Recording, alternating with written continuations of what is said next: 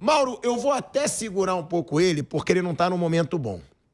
E aí, você sempre foi um cara que apontou muito a imprensa fazendo festa em cima desse Corinthians. Mesmo quando o Corinthians tinha dívidas, mesmo quando o Corinthians estava muito mal, tinha a notícia que você diz positiva, né? Agenda positiva. Agenda positiva do Corinthians. Mauro, se não foi a pior sexta-feira da história do Corinthians, foi uma das piores. Porque olha isso, eu vou te listar. Rescisão com a Vai de Bet, patrocinador que foi tão chamado, o maior da história. Saída do Carlos Miguel, bem improvável. E o Cássio já foi embora pro Cruzeiro. Dívida chegando a quase ultrapassando 2 bilhões de reais. Passando, né? Já ultrapassou. 2 bilhões e cento e pouco, segundo a matéria que eu li. Já passou 2 bilhões de reais. Atraso de pagamentos de maio a funcionários. Tadieres acionando na justiça pelo Rodrigo Garro. E o diretor financeiro e o diretor adjunto entregando os cargos. Cara, se não fosse o Corinthians um gigante, a gente falaria, cara, fecha as portas. Pois é, mas por maior que seja o clube, né? Uma sequência tão longa de más gestões, né, no plural, ela é capaz de destruir, né? Uma grande empresa não pode ir à falência, né? Um clube pode também se afundar. Até vejo muita gente falando de rebaixamento. Eu acho que um eventual rebaixamento não é o maior dos problemas. Tem coisas muito mais sérias acontecendo. Me impressiona a facilidade com a qual as pessoas se iludem facilmente. Parece que elas querem se iludir. O discurso adotado por essa gestão assim que assumiram o poder no começo do ano era totalmente desconectado da realidade, né, das possibilidades reais do Corinthians.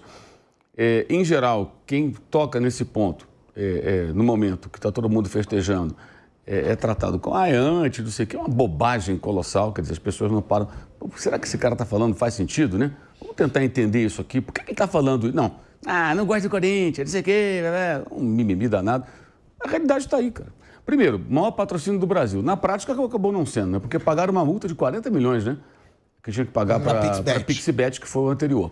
Então aí já tomou uma pancada equivalente a 4 meses, que eram 10 milhões por mês. Só aí já são 4 meses. Claro, mesmo que você não pague à vista, que negocie, esse dinheiro vai sair do clube. Então já de 120 caiu para 80.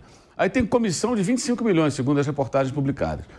Já caiu para 60 e alguma coisa. Quer dizer, na verdade, nem era o maior patrocínio. E aquilo que eu vinha dizendo na época, que fosse o maior patrocínio, que fosse, sei lá, qualquer valor, esse valor de 10 milhões por mês, ele é dar aspirina para o cara que está com pneumonia, gente. Pode baixar um pouquinho a febre, mas continuar doente. O Corinthians tem problemas muito maiores do que esse. E agora você vê a quantidade de absurdos, né? Essa saída do Carlos Miguel. Não dá para entender por que reduziram a multa rescisória do rapaz, que era de 50 milhões de euros para 4 milhões. Não dá para entender por que essa gestão, ao perceber que o garoto não, que já é um rapaz já de 26 anos, não é tão garoto. Mas... né, Mauro? Porque falam que foi a gestão passada, mas essa gestão não atualizou o negócio. O que acontece? Nessa gestão, houve o movimento de saída do Cássio. A manifestação do ídolo de querer sair do clube por tudo difícil que ele vinha vivendo ali. Nesse momento, a primeira coisa, me passa o contrato aqui do Carlos Miguel que eu quero ver. Alguém tinha que fazer isso, né? Ou vice-futebol, ou o próprio presidente, ou o Fabinho Soldado, que é diretor, né? Deixa eu ver esse contrato. Não, porque 4 milhões a multa? Não, nós mudamos aqui e tal, na gestão anterior, de 50 para 4. Não, vamos discutir isso agora, aumenta a multa desse cara, dá um aumento para ele, refaz esse contrato, porque isso não pode ficar vulnerável. É o goleiro do Corinthians, gente. Eu até falava aqui na sexta-feira, eu acho até, é só um palpite, não é uma informação, mas eu acho que esse negócio, se sair, ele nasce não de um puro e simples interesse de um clube da Inglaterra, mas alguém leva informação para agentes que trabalham no mercado, que não é nada irregular fazer isso, tá? Que eu vou dizer agora, mas é como as coisas acontecem. Diz o seguinte, tem um goleiro do Brasil, no Corinthians, que ele tem 2 metros e pouco de altura, é um goleiro titular, tem só 26 anos, ou seja, tem muita carreira pela frente, né? Acaba de barrar um ídolo do clube que foi embora, porque ele agora... E custa só 4 milhões, gente. Aí o cara fala, peraí, isso é uma pechincha, isso é uma oportunidade. Eventualmente, o clube nem está pensando em contratar um goleiro, mas quando vê uma oportunidade, fala, cara, vamos contratar. E mais, no caso do Nottingham Forest, ele vem do clube do Murilo. O Murilo é destaque do time. Foi eleito o melhor jogador do Forest em várias eleições lá. Os goleiros brasileiros fazendo sucesso na Premier League ainda, Suárez. Exato. Você tem goleiros brasileiros fazendo sucesso. E é a questão também do porte físico. É um goleiro. Se você pegar... Eu estava vendo essa semana, num perfil lá no Twitter, lá no X, aqueles vídeos antigos, né? Aí passou lá, estava lá a defesa do Gordon Banks na cabeçada do Pelé, né? Que é considerada a maior defesa de todos os tempos. Copa de 70. Na Copa de 70. O Gordon Banks tinha 1,83 m. Não existe mais goleiros de 1,83 m, tem que ter mais. E tem que ser alto, porque hoje os caras são altos e são ágeis para fazer uma defesa. Antigamente falava assim, o goleiro é muito alto, não pega a bola embaixo. Pega sim. Os caras hoje têm uma condição atlética e tem que ser alto o goleiro, tem que ser grande. Ele tem mais de 2 metros, tem um goleiro grande, bom, ainda com... Tem 2,06 m. 2,06 m, ainda com uma idade boa, quer dizer, para muita carreira pela frente e barato para o padrão de um clube europeu. Então, peraí, vamos aproveitar.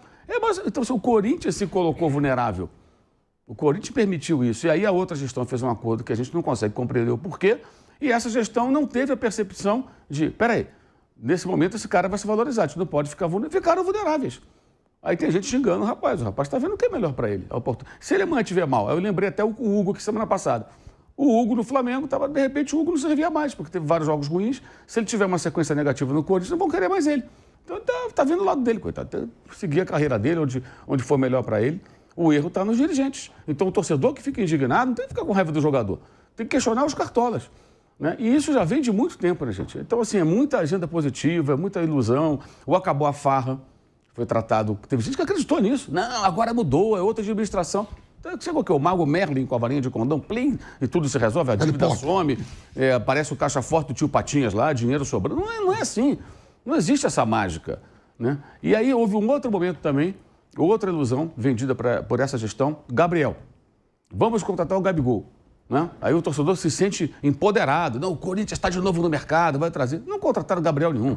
Nem chegou perto. Nem chegou perto de contratar, entendeu? Aí contrataram vários jogadores com investimentos altos. A matéria que eu li no GE mostrava o seguinte, que eram, nessa gestão, 130 milhões em investimentos dos jogadores, e isso elevou a dívida para 2 bilhões, 100 e alguma coisa.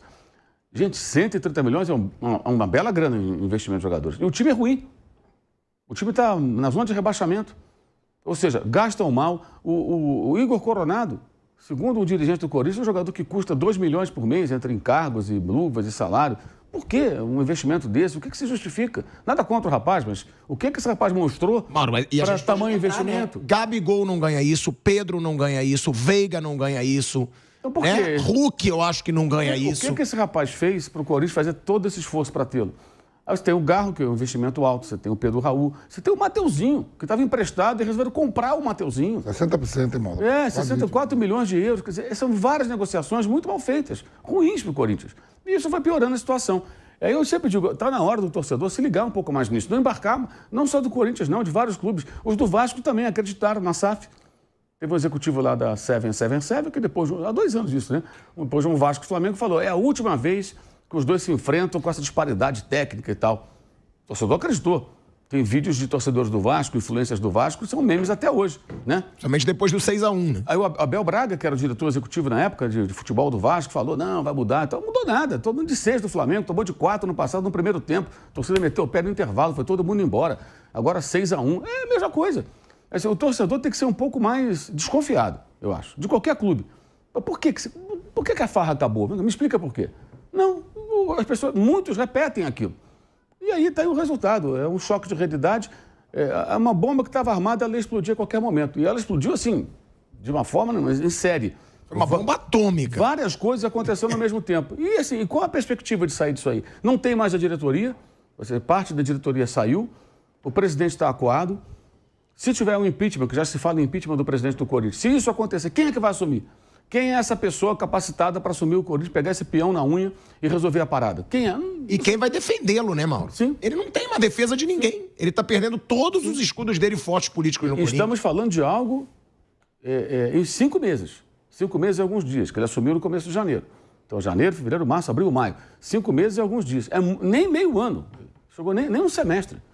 Então, é uma situação muito delicada. Eu acho que é um momento assim, de ter muita atenção e cobrança. Cobrança que eu falo não é violência, nada, é cobrança. E aí vai ter que chegar alguém lá que fala assim, gente, ó, estamos quebrados.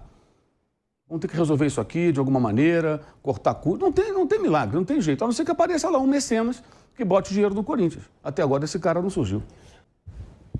Agora, ô Mauro, falando do Carlos Miguel, tá? Que muita gente criticou, e eu não critico. Eu acompanho aí as redes sociais, né, nas páginas de Corinthians, eu tento acompanhar sempre rede social, porque ali a gente tem um pouco do reflexo do torcedor. Cara, muita gente falando, Carlos Miguel vai trair o Corinthians.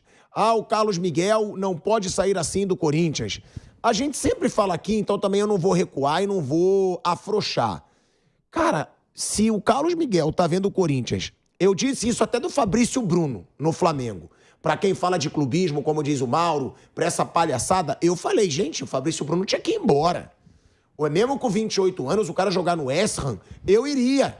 Porque ele vai ter visibilidade europeia ali, vai estar na Premier League. E a situação é bem diferente, porque um goleiro tem a carreira muito mais longeva. 26 anos para um goleiro é muito novo. Não tem como o cara recusar ir pro futebol inglês, primeira divisão, Premier League, para ficar no Corinthians na situação que tá. É muito exagero do torcedor dizer que pode ter uma traição do Carlos Miguel? Não seria uma traição da diretoria? Eu acho que quem adota esse discurso está, na verdade, preservando aqueles que permitiram que a situação chegasse a esse ponto, né? E atacando o personagem errado, não é o goleiro. A questão é da diretoria anterior e atual. Uma porque bizarramente reduziu a multa e a outra porque não percebeu a necessidade ali de readequar a situação do jogador com uma negociação. Como é que isso funciona? Você negocia o contrato, dá um aumento para o cara. Olha, você quer o quê? Quero ganhar um aumento. Vou aumentar a tua multa. Beleza, chega lá, protege o clube. Eu estava citando outro dia aqui o caso do Dudu, há uns 2 ou 3 anos. Aí, não, que o Dudu pode sair. Qual era a multa do Dudu? Era 60 milhões de euros. Mas ninguém vai pagar 60 milhões pelo Dudu. Mas é para isso que você põe uma multa alta, para você não ficar vulnerável. Se alguém quisesse contratar o Dudu, o Palmeiras falaria, tá bom, quanto você oferece? 20 milhões, 30 milhões. Negociaria. Dudu, na época, estava voando. Agora não, está voltando de lesão, já está mais velho também, essa coisa toda. E assim funciona com vários jogadores. A multa dele era de 50 milhões de euros, por quê? Para proteger o Corinthians, mas ele mudou para 4. Tem lá uma explicação da antiga gestão, mas é difícil de entender essa explicação. Eu não consegui entender o porquê. Porque isso deixa o clube vulnerável. E é claro que é muito provável que alguém tenha levado isso para os times ingleses, né? Para os dois, tem essa oportunidade aqui de mercado. É um jogador ainda jovem para a posição, titular, com uma característica, no caso, física muito peculiar, um goleiro de mais de 2 metros de altura, muito grande. Típica, né? Está jogando muito bem e tal, é uma oportunidade. O cara pensa, 4 bilhões de euros, isso pra gente aqui não é tanto dinheiro, vale a pena a tentativa. E claro, essa altura, os caras têm lá o seu pessoal de análise de desempenho que já faz esmiuçou já o cara, já vai analisar características, virtudes, defeitos. Os caras já mapearam o goleiro e já sabem tudo que ele tem a oferecer e onde ele pode melhorar. Com toda certeza. Eles sabem o que estão fazendo. O caso do Fabrício Bruno é impressionante. Ele abriu mão de uma oportunidade, por enquanto também, né? Porque é bom lembrar, a janela não se abriu ainda, né? Então, esse mercado ainda vai se movimentar. Então, pode ser que amanhã eles voltem à carga. O que está pegando? Então eu quero ganhar mais. Tá bom, toma isso aqui, te dou esse valor. Se você for te lá ganhar um prêmio, e de repente acaba levando o jogador. Porque você falou visibilidade europeia. Eu vou além. Jogar na Premier League é ser visto pelo mundo, gente. Na Ásia você vai ser visto, na Europa toda você vai ser visto, na América do Norte, na América do Sul, na África, em todos os lugares. O globo inteiro está te vendo. Não é a Globo, tá? É o globo, o planeta. Todo mundo vai estar te vendo. Aqui você só vai ser visto na Globo, no máximo. Não é o bastante. Você só é visto no Brasil, porque o futebol sul-americano não tem repercussão fora. Não tem, ninguém vê, ninguém vê. Isso é uma coisa muito evidente. Então, uma chance dessas, né? Você imagina, aí você pega esse rapaz que estava no banco do Corinthians. Amanhã ele está entrando lá no Etihad para enfrentar o time do Guardiola. Ele pega um pênalti do De Bruyne, faz uma defesa, uma cabeçada do Haaland no chute. Isso tem uma repercussão maior do que se ele pegar 3 pênaltis contra o Palmeiras no Campeonato Paulista. Porque só a gente vai falar aqui. E lá, não, o mundo inteiro vai falar. Esse goleiro aí que apareceu e tal. Mas ele pegar um pênalti na Libertadores, né? Exato. A repercussão lá é muito maior, gente. No mundo inteiro está vendo. Então, é claro que o atleta pensa nisso, né? Porque a partir daí, se ele for bem nesse time, ele pode ir para um time maior, ele pode se destacar mais. Não é só o aspecto financeiro, não. É questão também de projeção profissional, né? E até a seleção brasileira também, porque jogando lá fora, em geral, os jogadores que atuam lá fora, eles têm um selo de qualidade, né, para ir para a seleção que os daqui não têm.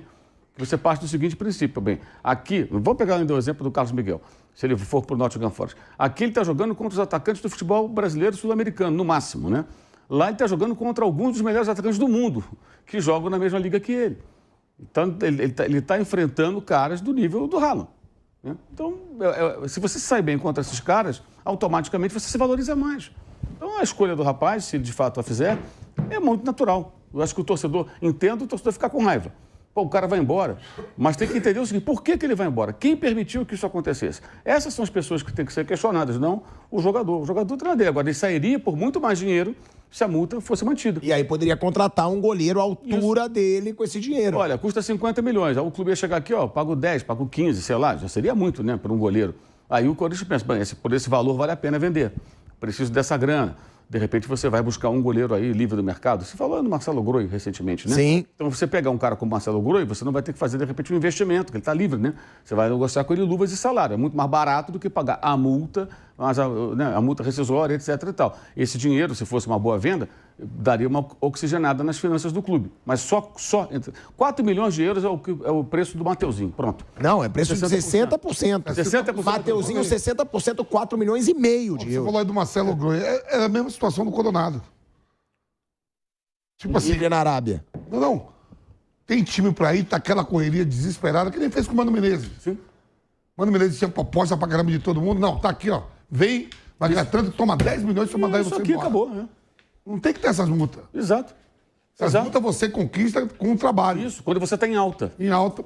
Aí que eu não entendo. Eu digo, é maluquice. Não, exatamente. Foi o caso do Mano. O Mano estava parado, fizeram um contrato com a multa. O Mano vai dizer, pô, tá A aí, antiga ó. gestão, para falar, olha, Mano, eu te dou a oportunidade de voltar para o Corinthians. Você está parado, está em casa. Você quer voltar? Vá, mas não tem multa. Tá final do contrato, termina em dezembro, você negocia com quem foi eleito. Se nós ganharmos a eleição, a gente quer que você continue, a gente faz aqui um novo acordo. Se for outro presidente, aí você resolve com ele a sua vida. Ah, assim eu não quero. Não quer, paciência. Tá, vai buscar outro. Quer dizer, essas são negociações muito mal conduzidas. E isso vai corroendo o clube, né? Essa comparação é boa, hein? Você abre mão do goleiro para ter o Mateuzinho 60%. É bizarro. É muito bizarro. O valor. É o que você falou do Fabrício Bruno, outro dia eu falei em outro lugar, eu falei sobre isso. Olha, mas o Fabrício é bom jogador. Eu falei, tudo bem, mas você está trocando o Fabrício Bruno pelo De La Cruz. Da Cruz. O valor é mais ou menos o mesmo. 15 milhões de euros. Você trocaria? É o programa do Silvio Santos. Você trocaria o De La Cruz pelo Fabrício Bruno? Sim, lógico. Todo respeito ao Fabrício Bruno. Trocaria correndo, pô, é óbvio. Né? Até porque, no caso específico lá do Flamengo, tem outros bons zagueiros. Né? Então você não tem nenhum problema assim, imediato de ter que contratar alguém. Você tem outros caras ali que podem dar conta do recado. No caso do Corinthians, não tem ninguém.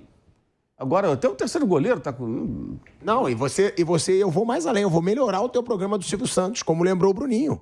Tem o Pedro Raul ainda nesse jogo. Tem. Pedro Raul também é o mesmo valor, porque foram 5 milhões de dólares. Sim. Ou seja, Pedro Raul e Mateuzinho podem ter sido contratados mais caro do que o Carlos Miguel vai ser vendido. Vai ser vendido. Não tem, isso aí não tem explicação, gente. Não dá pra engolir essa história. O Pedro Raul não tá jogando nem quando o Yuri Alberto não joga. Eu falei dele, vocês lembram, né, velho Vamp? Eu falei, gente, esse cara saiu chutado aqui do Vasco. E o Corinthians está pagando 5 milhões de dólares pelo cara. Me parece agora... O Vasco queria ele Me parece agora que o Grêmio... outro lado do mundo. Você viu que parece que o Grêmio quer levar ele. Quê? Pedro Raul. O quê? O Grêmio. O Grêmio. Mas certamente não vai querer... Não vai, você acha que o Grêmio não vai pagar 5 milhões? Não vai querer pagar 5 milhões, vai querer emprestado. Uma outra para condição. pagar o salário. Exatamente. Pega o jogador em baixa e vai tentar dar uma recuperada nele. Ó, o Mauro falou, Bruno, que tinha aí também passar pro Vamp e pro Bruno Prado. O meu timão, né, eles têm bastante informação e eles publicaram uma matéria explicando o que aconteceu para essa mágica que a gente está falando, para essa incompetência máxima do Corinthians, da queda da multa do Carlos Miguel. Pode ter explicação que for, eu não vou entender, principalmente depois da saída do Cássio. Se eles sabiam disso, então, não deixa o Cássio sair, gente. Mas não, trataram como se fosse, não, vai lá, Cássio. Encerrou um ciclo. Sabendo dessa vergonha aqui, aí tá aqui. Por que caiu a multa do Carlos Miguel? Inicialmente girava na casa dos 50 milhões de euros. Olha isso, 50 milhões de euros. Quase 300 milhões de reais era a multa do Carlos Miguel. E na virada desse ano, ou seja, na virada desse ano, quando entrou a gestão nova, quando entra a gestão nova, eles têm que fazer um levantamento ali, gente. Eles têm que pegar, vamos ver os contratos de todos os jogadores, vamos ver como é que tá o nosso grupo, como tá o nosso elenco. Parece que isso não aconteceu. Na virada desse ano, a multa cai para 4 milhões de euros. Mais ou menos ali 22, 23 milhões de reais. Em janeiro de 2023, o Carlos Miguel ele era reserva e tinha só 2 jogos pelo Corinthians. Aí vem o staff do atleta e começou as negociações para renovar com o Corinthians. Porém, na época, o Gilmar Veloz, que é o empresário do Carlos Miguel, exigiu uma redução da multa para assinar um novo vínculo. Carlos Miguel e seu staff tinham em mente que, se um bom desempenho não fosse apresentado no período do novo contrato, não teria razão para uma multa tão grande para um goleiro reserva. Assim, visando a possibilidade de uma possível saída por falta de espaço, já que o Cássio era intocável, houve esse pedido para redução da multa. O Corinthians não imaginava que poderia perder o goleiro, então aceitou. A antiga gestão também cita que, mesmo com uma possível saída do Cássio, como aconteceu, o clube teria tempo para acertar uma nova renovação do Carlos Miguel. Aí é verdade, né, Bruno? É verdade. Aí a gestão antiga foi incompetente? Foi. Mas foi pior da gestão atual. Porque eles tiveram tempo.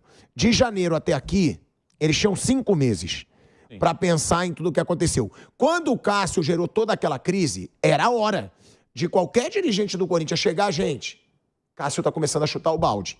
Vamos ver como é que está o contrato do Carlos Miguel? E parece que não.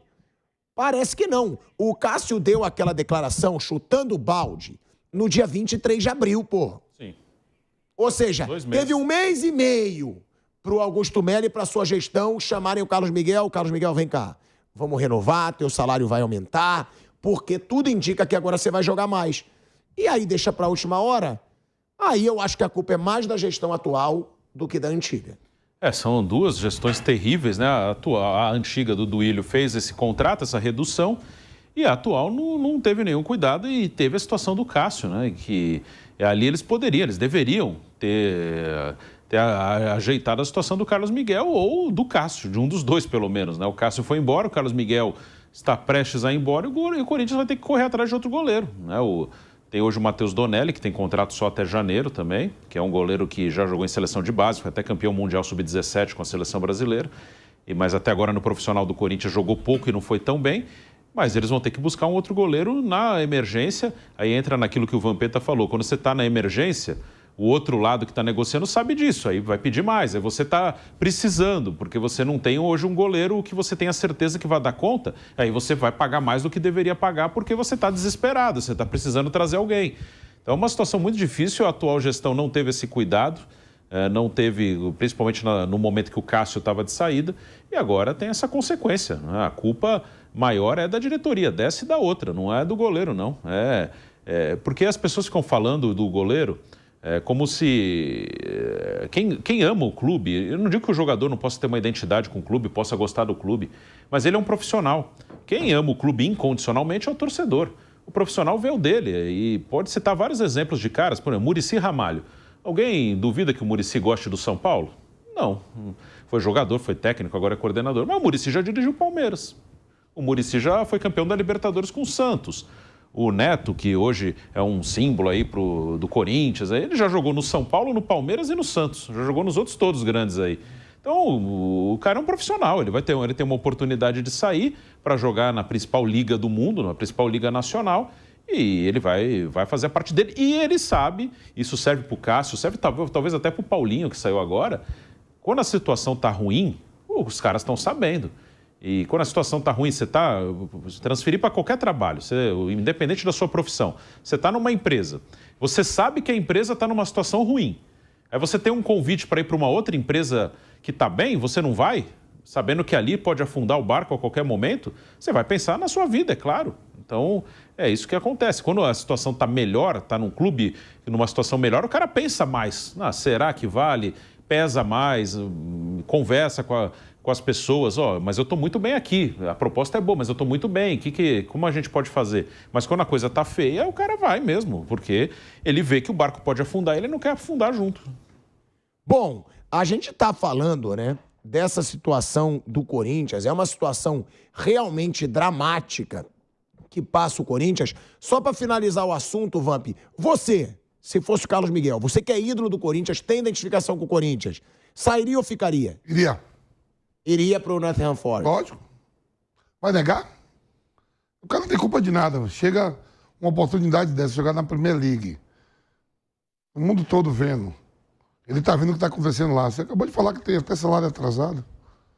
Como é que o cara não vai? E é tranquilo.